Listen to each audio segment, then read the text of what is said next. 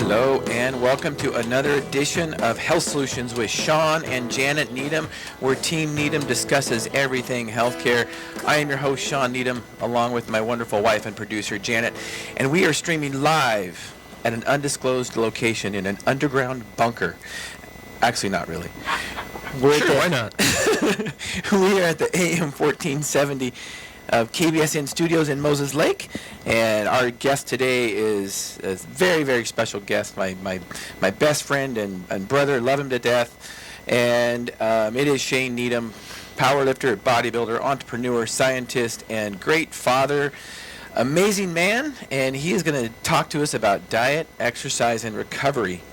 And before I introduce him to start the show, I want to say congratulations to my wife's alma mater, NDSU, North Dakota State University, another FCS football championship, 8 times out of 10 years they've done it. It's a record out of all college football. Super happy for them. If you want to follow a winning team, NDSU Bison are for sure it. So diet, exercise, and recovery. Let's talk about that today. Those are 3 things, really. Those are 3 simple things. The details might get complicated, but it's really simple. Those are the 3 things that we really need to keep our bodies healthy, all right? Now, there is a 4th thing, and we're not going to talk about this show, but healthy relationships. If we don't have healthy relationships, none of this other stuff matters. So keep that in mind. So diet, exercise, and recovery. This is what I say. So we can live without exercise, okay? We will not die if we don't exercise. But we do have to live to eat, okay? Right? But we will also die without sleep before we'll die without food. So let's keep that in mind. So if there's one of those that's most important, I believe it's sleep/recovery, because that's when we get stronger, all right? So let's start with diet. And I'm going to let Shawn start. We're going to start off. We're going to be talking. There's a lot of diets in the news right now, and we're going to be talking about them. Shawn, let's talk about keto. Tell us a little bit about keto diet, and if you've done it, and a little bit about it. Yeah, well, thank you. And first of all, it's an honor to be here. I was the first guest on Shawn and Janet's radio show several months ago, and they're just kicking tail since then. So really, Shawn and Janet, I'm honored. So thank you. I want to introduce a little bit about my background as far as a diet and exercise. I've been training since the age of 13, doing weightlifting, and my wrestling coach got me into weightlifting. I haven't taken a week off for the last 35 years, whatever that is. Is that it? Yeah, okay. Not more than a week. Yeah, even on vacations I live. It shows. So anyway, I love it. Looks like you're getting kind of scrawny there. Yeah, that's possible. Yeah, I missed one day last week. So anyway, I'm not a fan of the word diet. And Shawn mentioned it really well. There's lots of diet in the news. Heck, I've been from the generation where we talked about low cholesterol, low fat, low salt, all those things. A lot of that has been debunked. So I'm not really, I like the word diet because it gets people interested in it, and that's what people are used to. Okay, but I also want to call it a way of eating. You'll hear this sometimes, a WOE or a WOE, or also just nutrition. Okay, and it's what's going to fuel our bodies, or maybe even just fueling. So diet seems like a temporary solution, whereas a way of eating is going to be a lifestyle. The way I'm going to talk a little bit about how maybe I eat. It's not a diet. It's going to be the way I eat for the rest of my life, and I enjoy it, and so it makes me feel good, and makes me feel really well. So anyway, so let's talk a little about keto. And so certainly I've tried all the diets we're going to talk about today. I guess I've tried these way of eatings. Let's call them the WOE, okay, way of eating, WOE. The keto, I'm probably in ketosis right now, and I'm always in ketosis probably. I think that's a healthy state. There's a lot of research to show that when you're in ketosis, it's a very anti-inflammatory state. We won't get into the chemistry of it. I do have a PhD in chemistry, so I get into a lot of the biochemistry of it, but I won't. But just to say that if you're not eating a lot of carbohydrates, which I think it can be a good thing, is that you're going to be in ketosis, and it's very anti-inflammatory. And you fuel your body through ketones instead of glucose and so on and so forth, or you actually do gluconeogenesis, where your body makes glucose, which I think is also very healthy. So have I done keto? Absolutely. Am I a true keto sycophant? No. So I'm not the type of person that's going to take my coffee or my water and put a gallon of olive oil or a scoop of coconut oil or anything like that. Do I cook my eggs in coconut oil every morning? Coconut oil or EVOO, extra virgin olive oil, sure, I do that. But I'm not I'm not actually supplementing with extra fat. That's true keto diet. And there's actually lots of research in it. I'm going to give a stupid little plug here for the Netflix documentary, The Magic Pill.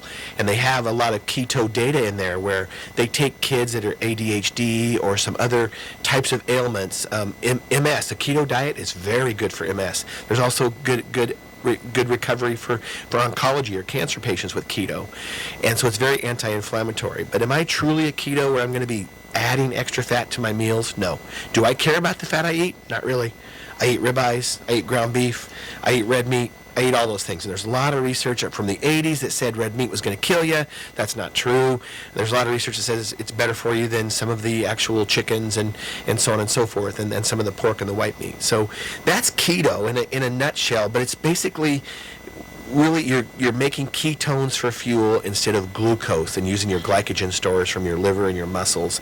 So that's keto diet. So I don't know how much, you know what, to be honest with you, all these diets we're going to talk about, we could talk about for an hour or more. Right. And so you let me know if that's enough information. Yeah. It is, and what I want to do is I want to keep this conversation going, like through our Facebook. And by the way, Shane is streaming live on his Instagram.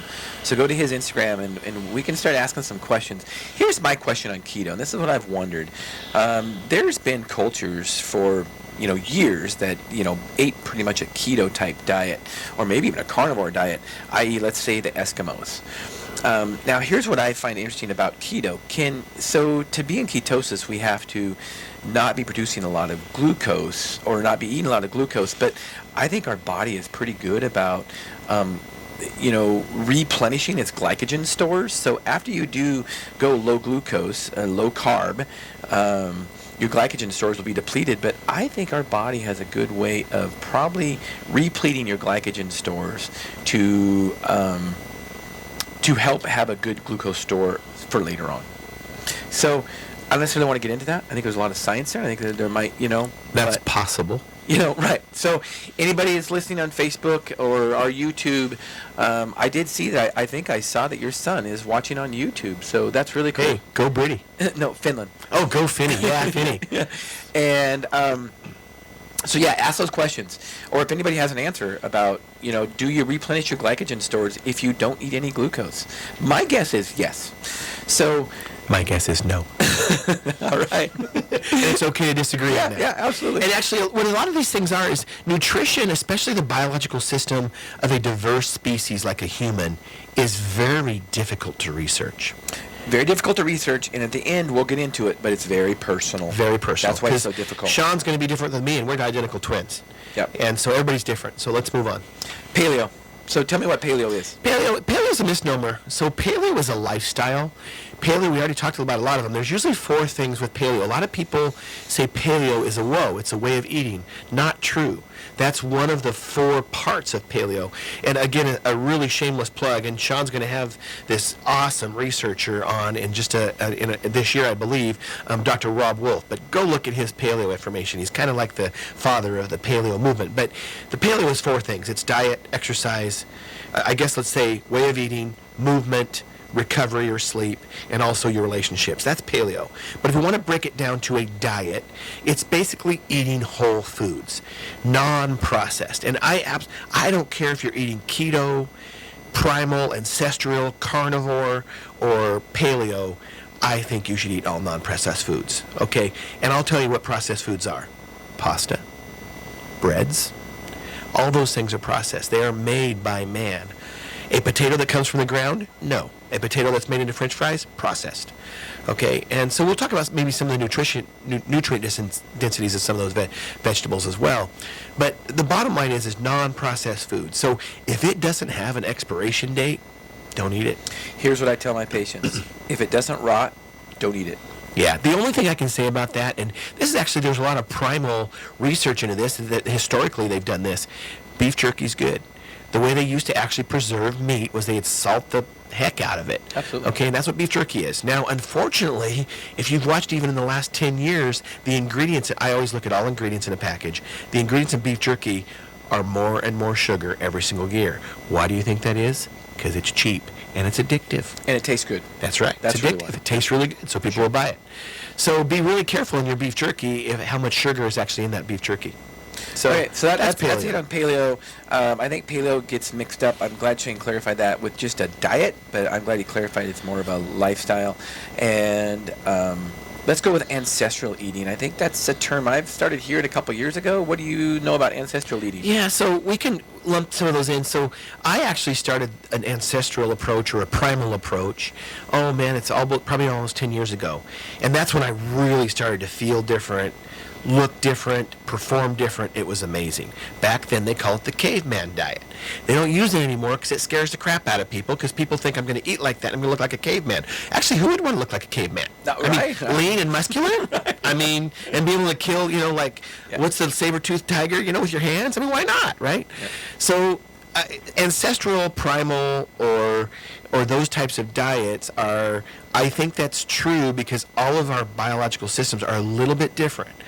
And what our parents and our grandparents and our grandparents ate is what's really, really important. Now, I think we have to be really careful there, okay? Because I'll hear people say, well, I'm Irish, so my grandparents ate potatoes. Well, yeah, do you know why your grandparents ate potatoes? Because the king starved them because they didn't have any meat, so they only had potatoes. Okay, so again, you got to be really careful. Agriculture has been invented in the last about 200 years on a mass-producing scale. So just because your grandparents ate whole grains and whole bread of grains doesn't mean it's necessarily good for you. And so those are just my takes on it. Wheat may not be bad for you if you're eating it whole, but not when you're processing it into bread. And that's just some of the research I've seen from gluten insensitivities and or toxins or anti-nutrients from vegetables and so on and so forth. So, but eat like your parents' parents. I actually don't like to even say that. Eat like the oldest person in your history. Right. And so, think about what Native Americans ate. If you have some Native American, which most people in the West do, then you were probably eating lots and lots of meat, lots of venison, lots of elk, lots of buffalo, lots of antelope, lots of game. That was your primary. Now, would you dig roots once in a while? Yes, when you didn't have meat. So this is another thing that we'll probably go through, and we might disagree on this, my brother and I. Do I think humans are omnivores? Yes. But they only eat vegetables if meat isn't available. Our bodies are amazing. God has designed them to be amazing. Our gut biomes are amazing. But I think it's only if meat is not available do we actually need some of those roots and those tubers or some of those fruits. So that's a good segue to go into our next segment with the carnivore diet. So just to let you guys know, there's a... carnivore means meat only. Carnivore, carn, meat is Latin for meat, and Si hablas español, carne. sí. And omnivore means you eat both. Omni, meaning all kind of. So you'll eat anything, vegetables, fruit, and meat. And then of course there's vegan and vegetarian. We didn't talk about that, but in the carnivore diet, I didn't put that on our notes to talk about that specifically. But because we'll talk carnivore, we will talk about it. Carnivore diet. Tell me about what the carnivore diet is. Carnivore diet is pretty simple, and I think that's why it's been so successful for people and reversed a lot of diseases. Is that here's the solution to a carnivore diet, and here's the prescription, I should say. Eat meat, drink water. Period. When you're hungry, you eat meat. When you're thirsty, you drink water. Period. So follow Shawn Baker. He started the keto diet. He's an orthopedic surgeon out of Arizona. You mean carnivore diet? I mean, he started the keto diet on his patients, I don't know, years ago. And he was an orthopedic surgeon, and he was reversing that they needed surgery. So they didn't need surgery anymore. He's got a great story behind him. And then he actually started doing the carnivore diet. He's got a book out there, Carnivore Diet, and he's had patients that have really, really changed their lives because of it. So tell me about fiber. Tell me about fiber really quick, because there's no fiber in a carnivore diet, correct? Yeah, correct. Let's think about a carnivore diet and how many societies have lived on a carnivore diet, and I basically live on a carnivore diet. So I eat meat and eggs, and that's it. Do I have a salad once in a while because I enjoy it? Sure. Do I have a sweet potato once in a while because I enjoy it, or some oats? Yes. But carnivore diet is just meat, and many Inuits, I guess another term is Eskimos, or a lot of northern societies that couldn't grow any vegetables, they just ate seals and ate polar bears and ate fish and so on and so forth. And they continue to do that to this day. And they only actually saw disease for, diabetes, heart disease, obesity, they didn't see those until the Western diet was Absolutely. introduced to them. And there's a really good study from a Caucasian that visited the Inuits and went on their diet and reversed so many symptoms that he had. That's from like 1920, and I can't remember his name. Let's go ahead and finish that story. We are wrapping up this first segment already. Thank you for being on, Shane. You are listening to Health Solutions with Shawn and Janet Needham on AM 1470 KBSN. We will be back shortly. Hello and welcome back to the show, Health Solutions with Shawn and Janet Needham. If you missed our first segment, I have my twin brother Shane Needham in the studio with me. And if you'd like to be part of the show, please call in 509-765-1470. I see there's a lot of viewers on Facebook. Give us a message on Facebook or call in. We'd appreciate the call. Any questions for Shane or I? So we were talking about ancestral diet. Actually, we're talking about carnivore diet. And we're talking about how Intuits are one of the cultures that actually, Intuits, also known as Eskimos, also are one of the cultures that survived probably mostly on meat. Now, I think there might have been times where there were, maybe short periods of time where there were traders that were up in that area that might have gave them vegetables. We don't know for sure, or maybe we could find out if we found out some more information. But here's what I do have to say when I talk about the vegetarian diet or vegan diet. And please, callers, call in, ask us questions. And correct me if I'm wrong, but I do not know of any culture over thousands of years that actually sustained itself on vegetables alone. If somebody has a different opinion, please give me a call in. So there's not one. I can't think of one, but there are cultures that survived on meat alone. So tell us why the carnivore diet is so important in your opinion. Well, a lot of reasons I think the carnivore diet is important. And, again, I've been testing out diets as a scientist, I guess, and even as a youth since I was 16, so more than 30 years now. They're pretty low cholesterol, low sodium, low fat, and all those things. And some of them made sense as long as you didn't actually do the research and think about the biochemistry involved. And so, but you think about when you're on a low-fat diet or a low-cholesterol diet, you know what, or even a vegan diet, you're constantly hungry. You're constantly wanting more. Here's what I can tell you. When you eat 2 pounds of ribeye a day, you are so satiated and so satisfied, you don't want more. But if you're hungry, eat more meat. If you're thirsty, drink water. It's simple. It's simple, but you're getting all your essential amino acids, and your macro, which is protein, and all of your essential fatty acids and all your fats that are essential. Remember, glucose, or a carbohydrate, is not an essential nutrient to the human body. Your body will make that. So I think for several reasons the carnivore diet is, number one, easy, and it's also satiating, because it's making you satisfied. It's nutrient dense food, and so Shawn Baker can do it. But if you can eat a pound of ribeye at one sitting, hey, good for you. But I usually break mine up into smaller meals. My body can tolerate about 8 ounces of protein every 2 to 3 hours. So I typically try to eat 2 to 3 pounds of meat or eggs a day, and that gives me about 300 grams of protein total. And I'm very saturated, never hungry. But if I'm hungry, what do I eat? More meat, more eggs. And if I'm thirsty, I drink water. So I just think it's because it's easy and it's satisfying to the body because you're supplying all of your nutrients. Okay, all of our nutrients. What about fiber? There's no meat. There's no fiber in meat. Fiber, you know what? I just do a lot of research on fiber, thinking about my chemistry studying on fiber. So I won't get into too much of the details of the molecular formula of fiber. But basically, it is glucose with beta bonds versus alpha bonds. So that's all I'm going to say. So it's an isomer of glucose, right? But your body can't digest it.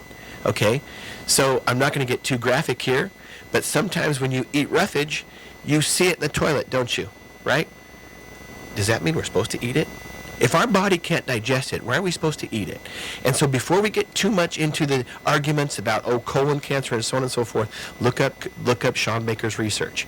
Okay, follow him on IG, follow him on Twitter, and you will see that actually people that are on carnivore diets have less of a history of colon cancer than actually those that actually eat lots of fiber. In fact, there's some studies to show, again, what vegetables do as a protection mechanism to ward off their own pests or insects is they have anti-nutrients. That's toxic.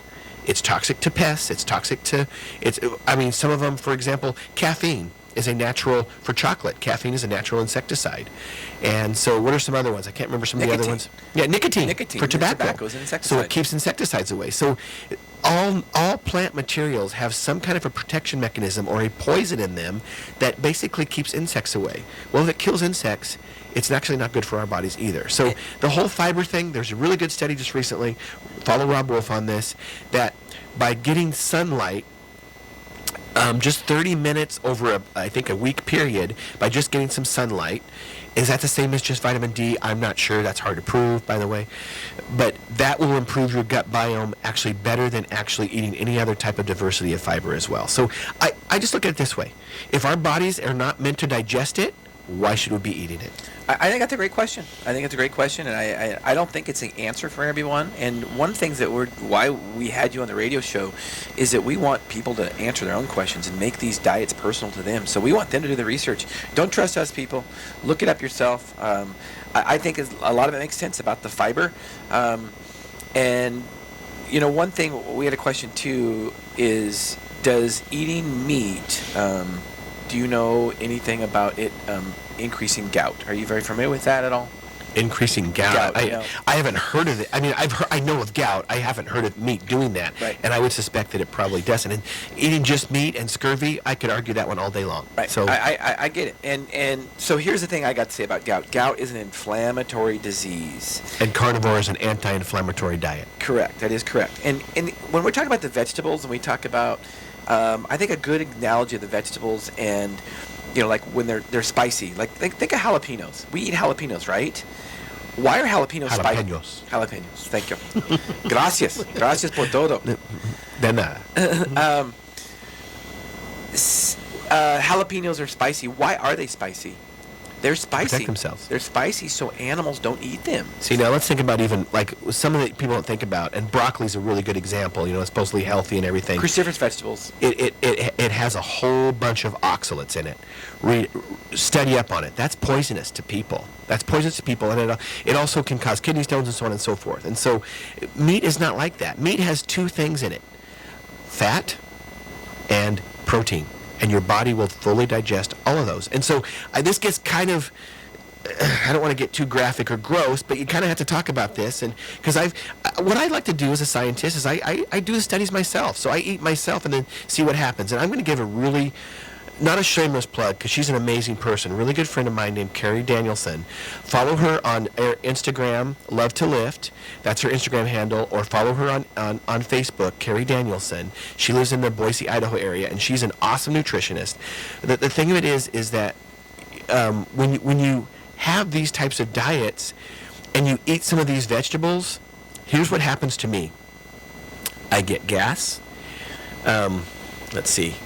My excrement, can I say poop on the air? Yes, you can. Okay. Doesn't look nearly as well, or doesn't look nearly as good as when I'm just eating carnivore. It's not a correct consistency and so on and so forth. And there's scales on what your excrement or your poop should look like. Talk to Carrie. Contact her, because she will absolutely be really good on what it's actually supposed to look like. I know it's a gross thing, but it's what I can tell you is I don't get gas unless I eat veggies or high processed carbohydrates. Period. When I'm on a fully carnivore diet and then a few yams without the skin, that's where the toxins are at. We were always told that's where the fiber is at. That's also where the toxins are at. So if I eat things, maybe some yams or sweet potatoes or some oats, then I'm fine. But when I start eating lots of veggies and so on and so forth with lots of fiber in it, lots of these anti-nutrients, I get gas. Should we have gas? The answer is heck no. That means we are not inflamed in our body. Yeah, and so, I'm sorry. And actually, I'm not sorry. There will be some vegans out there that will tell you should fart 20 to 30 times a day. No, you shouldn't. No. That means you're not healthy. That means your body is inflamed. You shouldn't feel bloated. When I eat 3 pounds of meat a day, I never feel bloated. Do I have a piece of pizza once in a while? Once in a while I do. And you know what? I feel bloated. And I don't feel well. That's why I don't eat that stuff. I don't sleep well, so on and so forth. So I just, the whole... it works for me. Right, and let's move into the next segment. That's really why are we going over all these different diets, because we want you, the listeners and the viewers, to find out what works for you. There is not one diet that works for you. I will tell you what my diet is. It's called the Shawn Needham diet. I found out what works for me, and my diet is a lot different than what Shane's is, partly because our exercise is different, which is a great roll into the next section. Segment. Let's talk about exercise here. So, exercise. What is your opinion about exercise and movement and all that, Shane? Well, movement, that's a good one. I mean, first of all, the personal way of eating is so critical, and it's going to depend on how you're moving as well. And I change my diet depending on how I'm moving as well. You know, if I'm doing a lot of lifting, or if I'm not doing as much lifting, or if I'm doing more cardio that day. And when we talk about cardio, Shawn and I's cardio is way different. Maybe we'll get into that as well. But here's the deal. Okay, so as we get older, and even when you're young, the bottom line is, I remember when Shawn and I started lifting weights, and we were probably about 14 years old, and we had educated people, biology teachers, football coaches, if I remember right. They said, you guys should not lift weights. It's bad for your heart. It's unhealthy. You'll get muscle bound. You won't be able to be as flexible and as mobile. And we just thought to them, because we're pretty unique and we kind of go against the grain a lot of times, we're like, that sounds like the stupidest and craziest thing I've ever heard. And now, 30 years later, tennis players and golf players are lifting weights. So absolutely the history and the data is crystal clear. Resistant movement with weight and moving your body with weight, upper body and lower body, is the best exercise there can be. And one of the reasons, for many reasons, bone density. The more muscle mass you have in your body, the more calories you burn at rest by doing nothing. And that's why I have friends that are bodybuilders. I'm a bodybuilder myself, not professionally or anything, and that's never my goal, but I like it. But the more muscle mass I have, the more I can eat, so the bigger I can get. Because my goal as a bodybuilder is to be as big as possible and as lean as possible. And so that's a goal. And I think that's pretty healthy when it's not to an extreme. So resistance training should be done by everybody. Now, there's many ways to do it. Body weight movements, kettlebells, barbells, dumbbells. There's so many different ways. CrossFit. I could debate all of those and say which one is better than the other. I actually don't care as long as you're doing some of them. Yeah, I think resistance training is probably the most important form of exercise we can do. And this is coming from an endurance athlete who is a mountain bike racer, and my coach still prescribes resistance type training because it is just good for our bodies in general. And I think if you're going to pick one, we always talk about cardio, and like you say, my cardio is way different than your cardio. But if you're going to pick one, I think if you're going to do cardio versus resistance and you only got time for one, I think resistance training is is more important. And a short resistance exercise, maybe 10, 15, 20 minutes is really all you need. We've got on Moses Lake Professionals Pharmacy's YouTube, which is also where we're streaming live, we have a great video on the kettlebell swing. And kettlebells is what changed my life. I think if you want a quick way to do resistance training and you don't want to go to the gym, which I don't go to the gym. I'm not a proponent of going to the gym. I don't like going to the gym. Yeah, but his garage is almost like a gym. Come on. I like my garage, yes, for sure. And my kids love it too. You just need one kettlebell. Buy a light 10 to 15 pound kettlebell and maybe a little heavier one, 30 to 40 pound kettlebell, and you can do all your resistance exercises right there with one kettlebell. So I think that's what's important. Kettlebells, especially with the kettlebell swing, you can really get your heart rate up. I'm not going to disagree with Shawn. I think kettlebells are a great way to start. There's a lot of movements that are lacking in those, including pectoral muscles, which are your chest. You can't get a lot of muscle with kettlebells. Am I saying it's a place to start? Is it still resistance training? Absolutely. If it works for you and you want to stay home and do it, that's fine. But you know what? I also have, you can get a home gym with just a few weights and a bench press and a bench and a squat rack and so on and so forth, and put your garage, outfit your garage with that too. So, but resistance training is the way to go. The important thing is just to get started. Get started. Yeah. Get started and see simple. What works for you. Right. It's simple. It's not hard. And some people like it as a personal thing. With me, I've never really found a good training partner.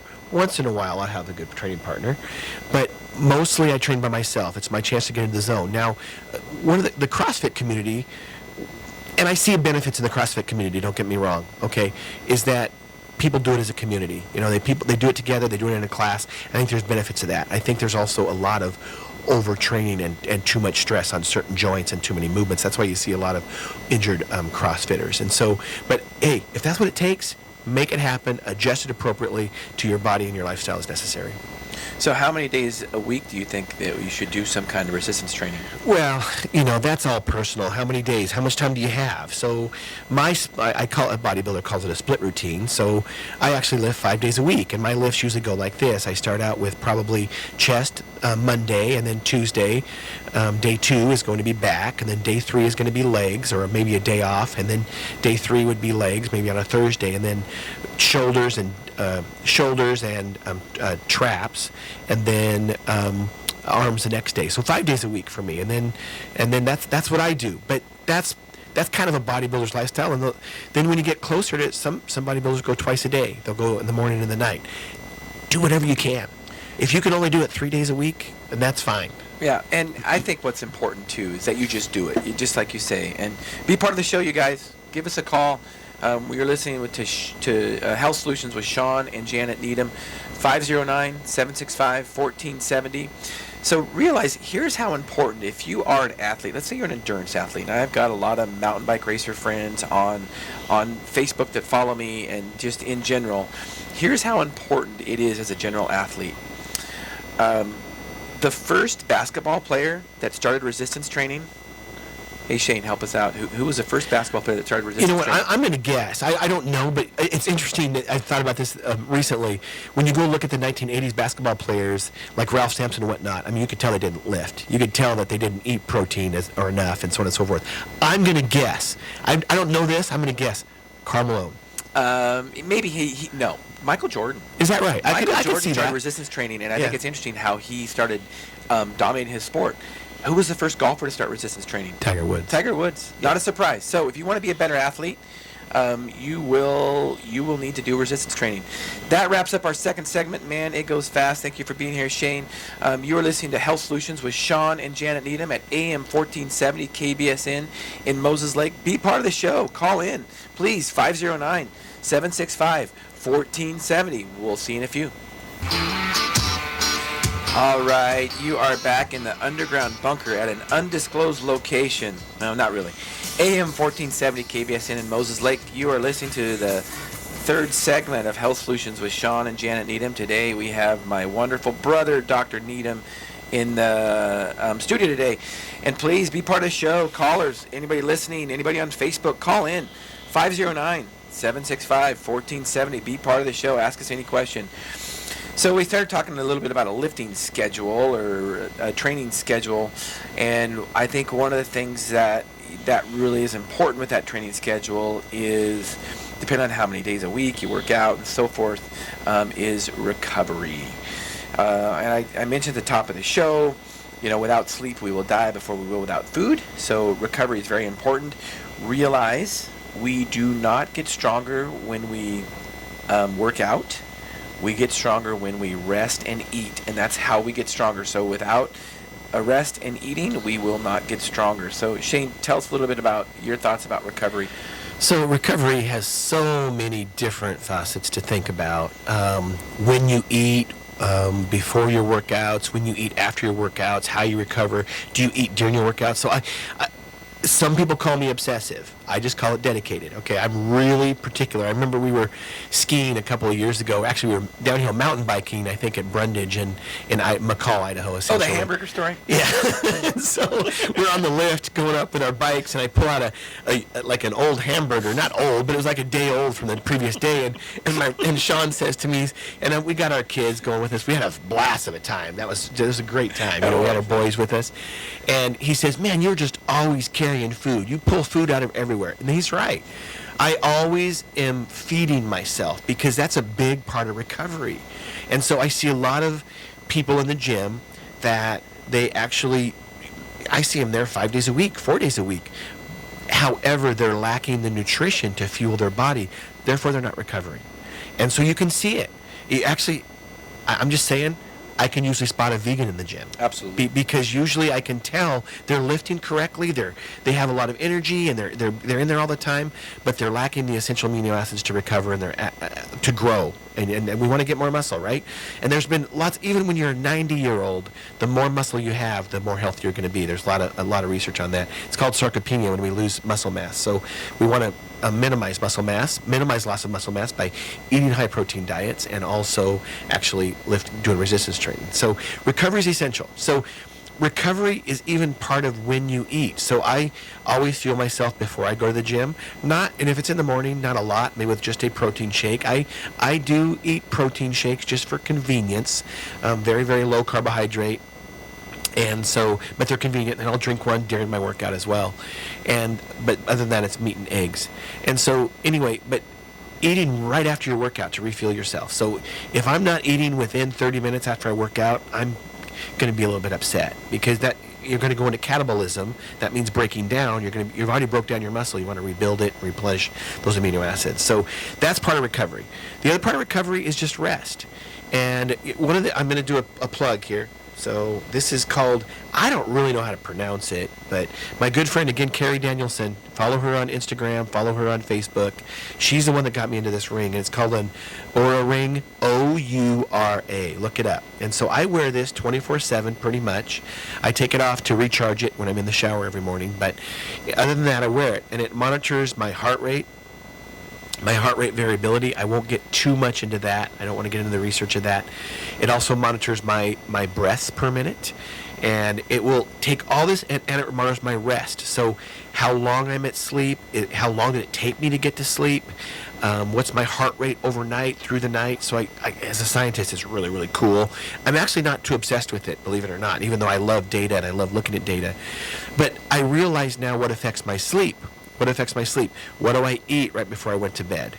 How does that affect my sleep? What did I do right before I went to bed? Did I look at my screens? Was I searching on my phone? Was I reading? And I found, and there's lots of research, and we all know this, but we just can't do it because we're addicted to our phones, including me. But I want to make sure that my phone, I'm not looking at it for the last hour before I go to bed, that I'm reading, and it makes a big difference with my sleep. And going to bed at the same time at an early hour.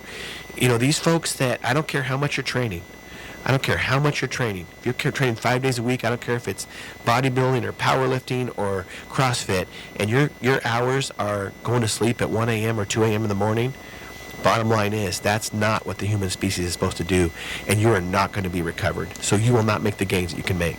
Yeah, I totally agree with you. And one thing we have to remember about is that we do have night shift workers that can't prevent that. Whether you're a nurse or an ER doctor or a police officer, and that makes it very difficult. I will tell you in my practice, and Janet and I, when we see people come in, it usually doesn't catch up to them till later in life, and they'll be in their 30s or their 40s, and their bodies are starting to break down because they've been working nights all these years.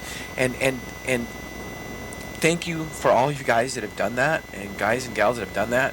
It's very, very tough, but yes, it is true. Humans are not nocturnal. We are diurnal, which means we are made to work during the day and sleep at night. And it does catch up to you if you don't have that schedule. I want to follow up with that. I appreciate Shawn being in the healthcare industry, as am I in the pharmaceutical industry, to understand some of those things, and I often forget about that. I want to say this. I actually have quite a few bodybuilding and powerlifting friends who are actually night or shift workers, but I can tell you this. They recover. They get big. They win big shows, and their nutrition and their recovery is still dialed in. But you got to be dedicated, and they are. It's a little bit tougher when you're a shift worker. I totally agree, and so because it screws up your biological rhythms, and so this ring has been really good for me. Again, O-U-R-A, and just to monitor some of those things on what keeps me restful. And you know what most of you aren't scientists, and that's okay, by the way, so you're probably not going to obsess over data like I do or be dedicated over data, but I haven't really obsessed over it either. But what I've realized is that everybody is different, and here's what I've realized, and it's just the bottom line.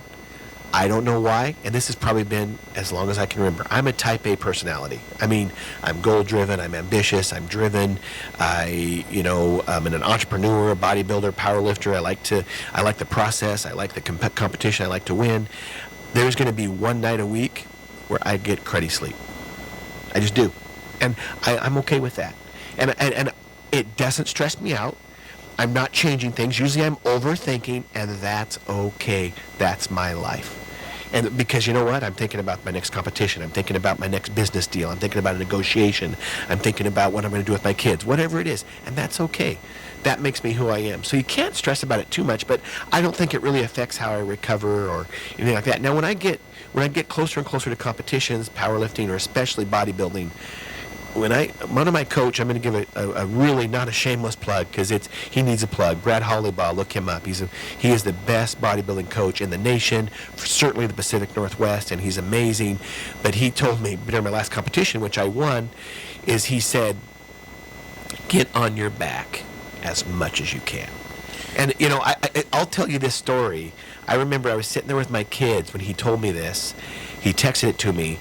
And I sat in this recliner chair, and I looked over at my son, and I said, "Man, I wish this chair reclined." And he said, "It does." And that was about 2 years ago. That was the first time I had ever sat in a recliner in my own house.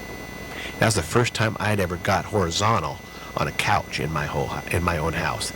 Bad or good? I don't know. I get more horizontal now. I make sure rest is a big part of it. Recovery's it's all about recovery. Now, there are some other devices out there. Garmin makes one. Fitbit makes one. So you don't have to be specific to that ring that Shane showed us. That's the first time I've ever heard of a ring. There's a lot of devices out there. I think what's important too is that what it's going to do is it's going to help you hopefully, even if you don't obsess with the data, is just get into a routine. That's what it's done with me, for sure. And I think that can help all of us.